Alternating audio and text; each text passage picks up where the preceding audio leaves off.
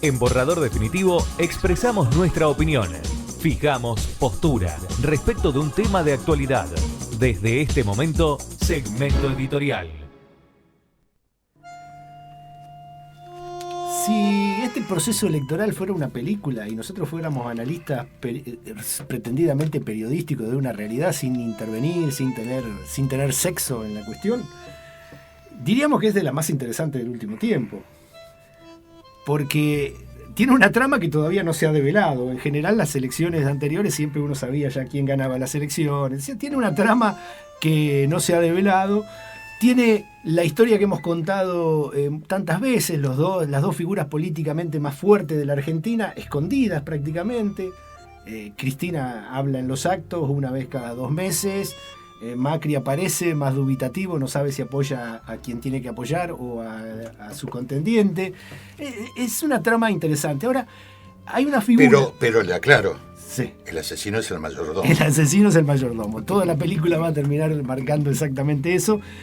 Y hay una figura que desde el comienzo, o desde hace un tiempo, y sobre todo después de la PASO, se posicionó en el centro del ring y desde ahí castiga y manda, en realidad hace que los demás sigan su ritmo. Cuando aparece y cuando desaparece también. Y estoy hablando de Milei. Y ha suscitado toda una discusión. ¿Qué hacer frente a Milei? Hay sectores que incluso han aparecido mucho en los últimos tiempos en redes sociales, sectores de artistas, intelectuales, que se horrorizan ante el surgimiento de la posibilidad de que Milei sea gobierno y han llamado casi a hacer un frente único y votar a quien sea para que no gane Milei. Votar a quien sea, repito, significa votar a Massa o votar a Bullrich. Uh-huh. Y entonces ahí uno empieza con el viejo juego de encuentre las 7 diferencias. Y se nos va a hacer un poco difícil encontrar esas diferencias. Ahora, ¿Milei verdaderamente encarna un cambio de régimen tan profundo que tengamos que hacer un acuerdo hasta con el diablo para enfrentarlo a Brunel? Qué pifia. ¿A Milei? Bueno, eso es lo que me parece que tenemos que discutir. Porque si Milei trae aparejado lo que muchos consideran el fascismo, o sea, más allá de que nosotros tenemos un poco cuidado cuando usamos la palabra fascismo, y a mí se me ocurre que muchas de las cuestiones de un régimen fascista, que no es más que otro de los tipos de regímenes que utiliza el capitalismo, no se aplican muy bien a un país atrasado económicamente como el nuestro, pero más allá de eso muchos han encontrado el concepto de neofascismo para adjudicárselo a este proceso de Milei. En eso tenemos que ser muy cuidadosos. Hay bandas de jóvenes y de armados yendo a los barrios obreros a castigar a los trabajadores, a los que... Yo creo que tenemos que partir de un presupuesto, que Milei es un personaje nefasto.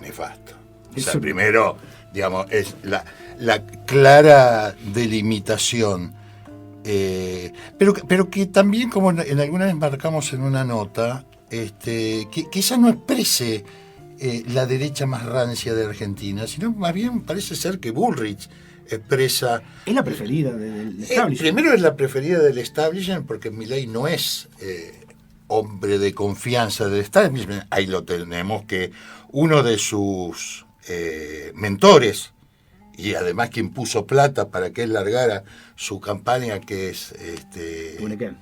¿Cómo? Egunequian, que es el dueño de los aeropuertos, de Canal 2, de Canal 2, bueno, un gran burgués argentino, alrededor de los dichos de Milei con el Papa.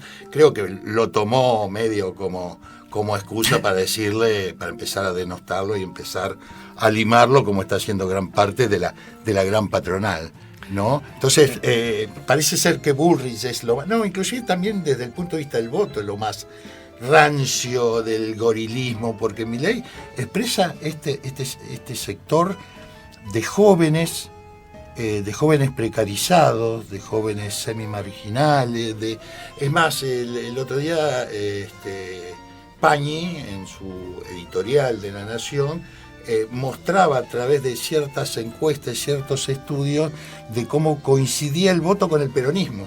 y a quien le quitaba votos era el propio peronismo, a esa base pobre, a un sector de esa base pobre del peronismo. Entonces, es un personaje nefasto. Ahora, como vos decías, hay que ser cuidadoso, ¿no? Milei, ¿es el fascismo?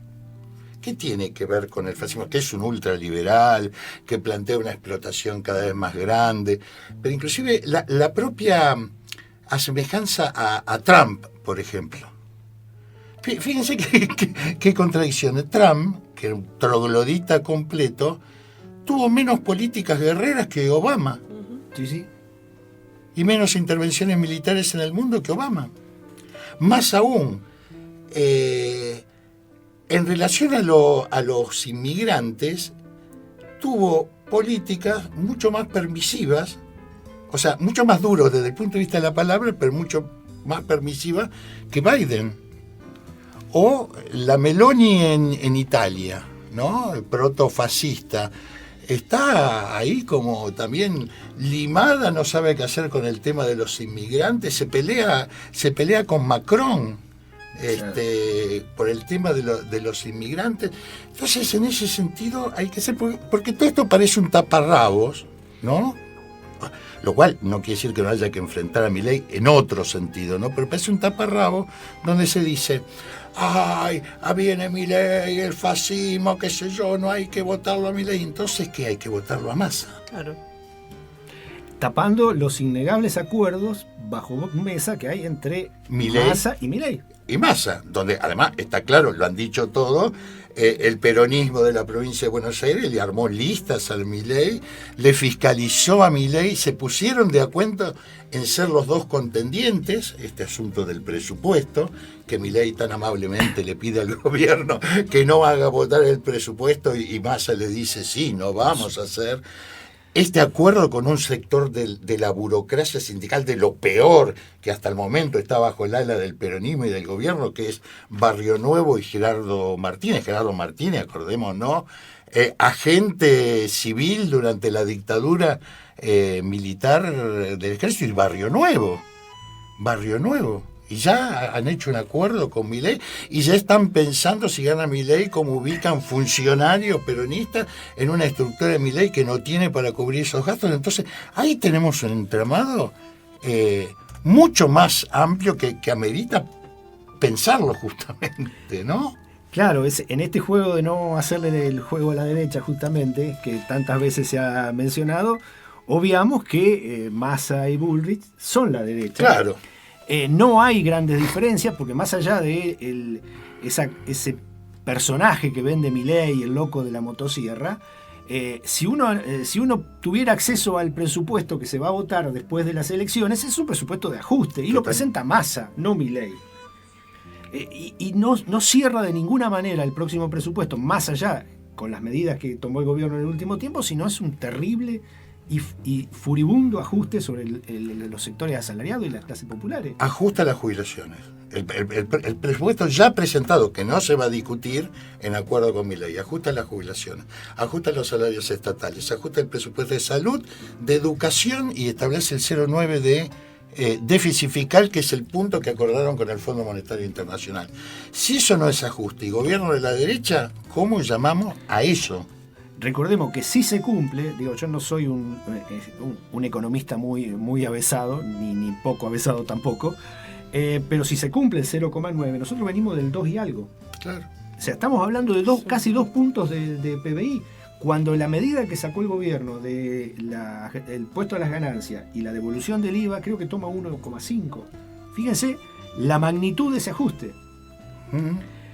Frente a esto, vimos el debate el otro día, que la ubica a la candidata en el centro, pero de una debilidad. Y en esto no me quiero detener la debilidad de Negri, la debilidad de Rossi, la debilidad de la izquierda. No voy a decir como nuestro camarada. No lo digas, pero no ganemos más enemigos, por favor. Pero algo de eso hay. Sí, pero sería todo, de vuelta decimos, sería todo un capítulo de la izquierda. Pero bueno, planteamos el problema de antiderechos, ¿no? A ver, los que están asustados por Milei, se aguantaron a Mansur como ministro del Interior.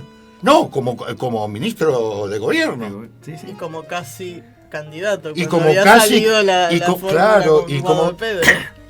Y no dijeron nada. Hace ¿cuánto? Un mes atrás, en la audiencia pública por el puerto petrolero en Chubut, la movilización fue reprimida por la patota de la UOCRA y de UPCN, y eso ha tenido el silencio absoluto de nuestros amigos progresistas, de la misma manera que lo tuvo en Chubut cuando reprimió Accioni, o cuando las patotas de la UOCRA reprimen a los docentes en Santa Cruz, o como cuando los petroleros, la patota de petroleros y de camioneros reprimieron a los trabajadores de la sanidad en Neuquén hace un año atrás. Sí, y más, si gana la Pípero en la provincia de Buenos Aires, seguramente va a mandar a Bernie a reprimir las tomas de tierra. Claro.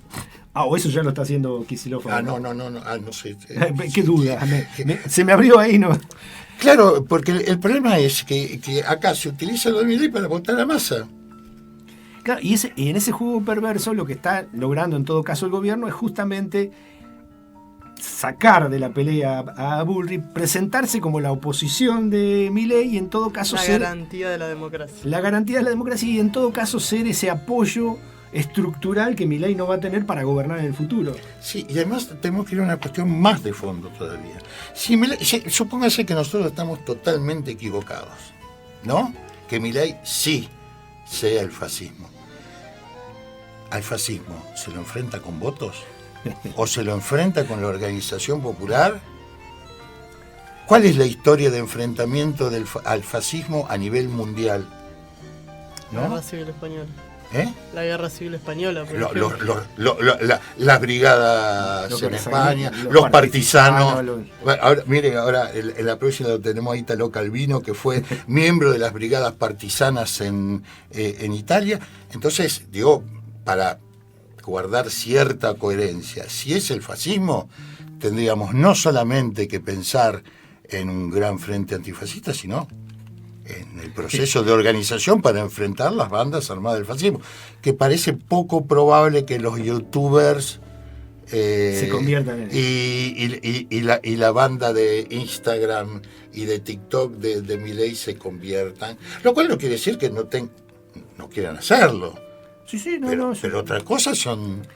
el fascismo, por otro lado, hay una nota muy interesante de Ariel Petruccelli que estaremos Que reproduciendo. vamos a reproducir en nuestras páginas. Él observa una cosa interesante: el fascismo se apoya en el aparato del Estado. Claro, estatal, y, sí. sí. Y acá está Y planteado. en el nacionalismo. Y en el nacionalismo. Y acá estamos en vías completamente divergentes a ese proceso. Sí, por eso muchos sectores han tomado esto del neofascismo. Es un fascismo de otro tipo. Es difícil de explicar, pero justamente es para dar pie a... Sí, y la otra cosa es que Milei se ha empezado a acomodar detrás de la motosierra, se ha empezado a acomodar a la lógica del establishment, al cual representa, porque él habla de la casta política, pero es un agente directo de las patronales y su programa es profundamente al servicio de las grandes patronales. Entonces dijo, Banco Central, la semana pasada se reunió con Sturzenegger Que iba a quemar. para ofrecerle